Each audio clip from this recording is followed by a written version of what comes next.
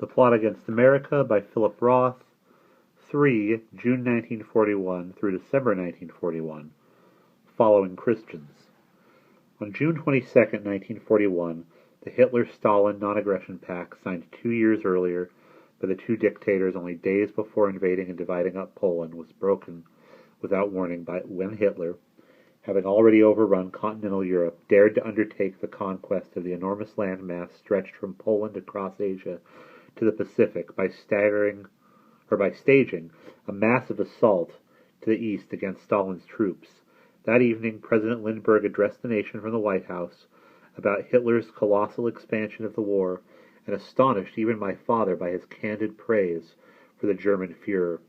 "With this act," the President declared, "Adolf Hitler has established himself as the world's greatest safeguard against the spread of communism and its evils. This is not to minimize the effort of Imperial Japan. Dedicated as the Japanese are to modernizing Chiang Kai-shek's corrupt and feudal China, they are equally dedicated to rooting out the fanatical Chinese communist minority whose aim is to seize control of that vast country and, like the Bolsheviks in Russia, to turn China into a communist prison camp. But it is Hitler to whom the entire world must be grateful tonight for striking at the Soviet Union.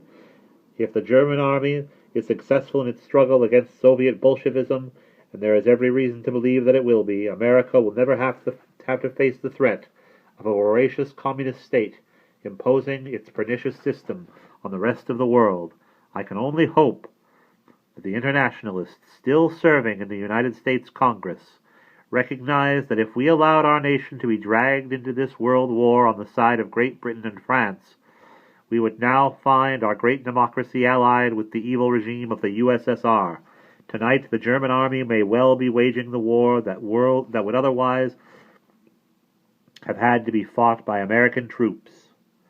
Our troops were at the ready, however, and would be, the President reminded his countrymen, for a long time become because of the peacetime draft established by Congress at his request.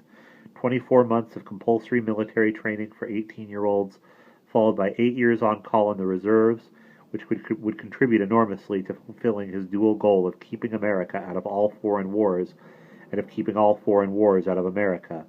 An independent destiny for America. That was the phrase Lindbergh repeated some 15 times in his State of the Union speech, and again at the close of his address on the night of June 22nd, when I asked my father to explain what the words meant. Absorbed by the headlines and weighed down by all my anxious thoughts, I was more and more asking what everything meant. He frowned and said, "It means turning our back on our friends. It means making friends with their enemies. You know what it means, son? It means destroying everything that America stands for." And we'll pause there.